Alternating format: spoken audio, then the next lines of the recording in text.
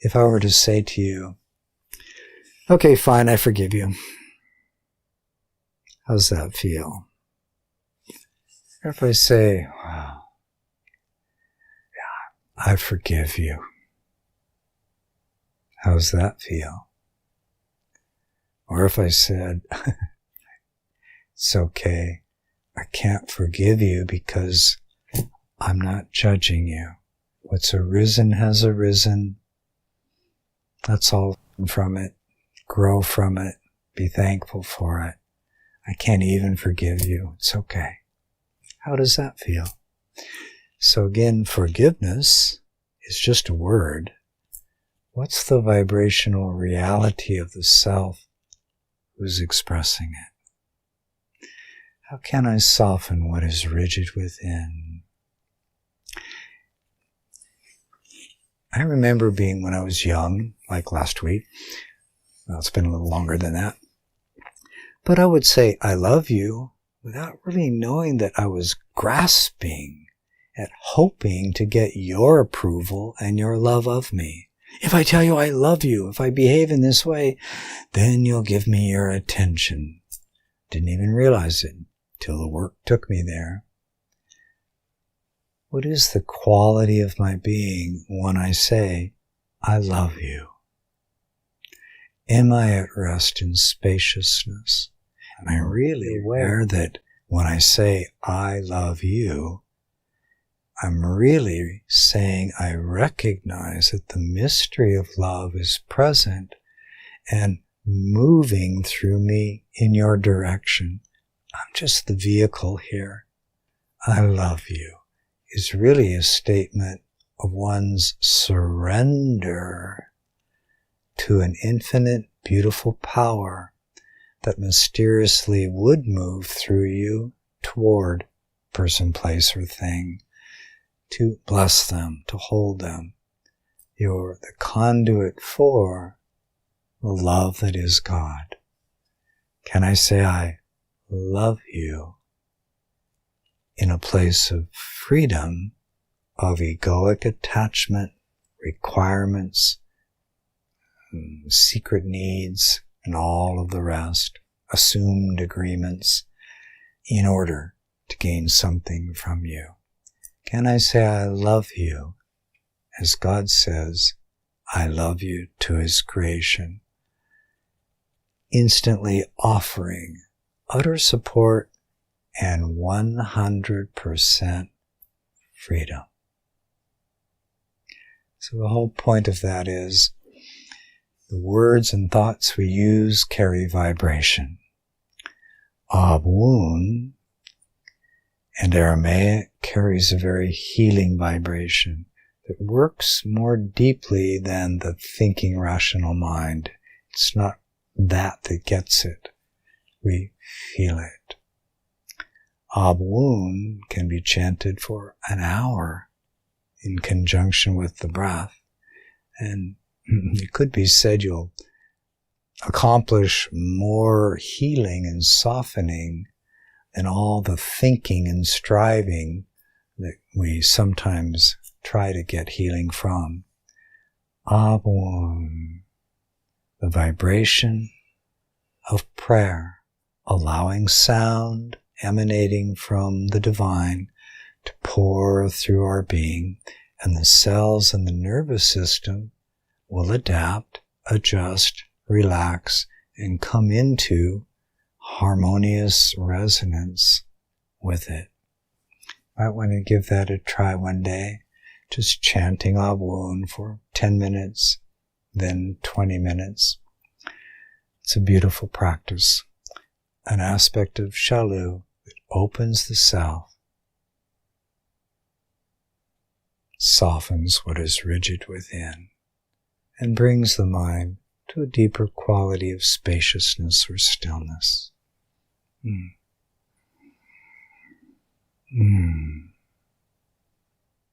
don't think it's by accident that Joshua incarnated into a culture that spoke Aramaic. So with that, I hope you had a wonderful week with our last darshan and living in that beautiful wonder question, and and discovering what you've discovered by it. Today we're going to move on into the 6th Joshua letter. It's kind of long. We're going to take our time. There's a lot in it. But as we turn to it, you'll notice he's beginning to give clear-cut instruction. He's now really teaching. He's not just laying out universal principles. He's assuming, you've asked for the end of illusion. Instruction is being given. Now we're in the classroom.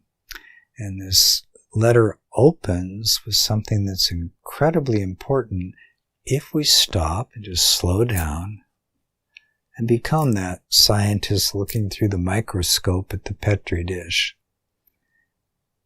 He's a master at bringing meticulous attention to what we've missed. So with that, if you're ready, let's turn to this beautiful letter, number 6. Now we begin. Gong, class has started. First, let's take a breath. He's not saying, when you've got a few minutes, you might want to consider that maybe this is primary or important. First things first. If anything, and it's took me years to realize he makes no mistake in his use of words. There's a purpose and reason to it all. First, this is it. This is the first thing. I need this. This is the first thing. It is for you to understand that in virtually every instance of your unhappiness, let's stop. He's just going right to unhappiness. Why? Well, he's laid out the dream of separation, how we've used it to hide. He's shared with us that as we come into union with God, this is our greatest joy. Have you ever sought for joy? Have you ever wondered why it's not present? And then you look into your own mind's thinking. It's missing because we're living the dream of separation. If we weren't, there would be an underlying, constant, very silent joy that pervades everything that comes and goes. That's why he's coming. Hey, look, you're unhappy. Get honest with yourself. If you weren't, you wouldn't even be longing to awaken. There's a pervading suffering in all of humanity that drives the world. That's very different than looking within to bring the end of suffering about. First, it is for you to understand that in virtually every instance of your unhappiness, there's found what we can call or shall call a dependence on the illusion of circumstance. Oh, we need to stop. Take a breath. Hear these words again.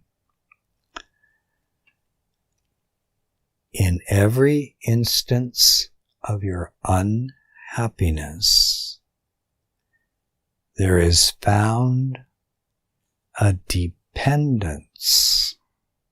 Feel that. A dependence on the illusion of circumstance.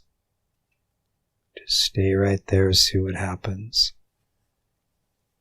What do you mean the illusion of circumstance? I know I'm in a certain circumstance. I don't like it. Shouldn't be happening. I can see what's happening here. This is the real deal. What are you calling it an illusion for?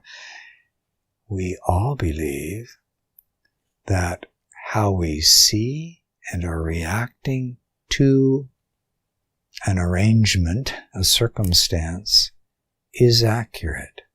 We're so wise. We see so clearly. My first thoughts and my feelings are, of course, a perfect rendition of what this circumstance is.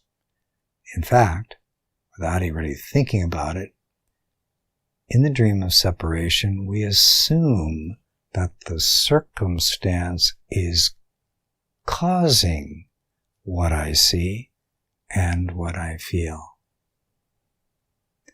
Just take a moment and ask yourself, have I ever lived that way? Where I just assume that this circumstance is causing my feeling, and of course I'm seeing it with great, perfect clarity.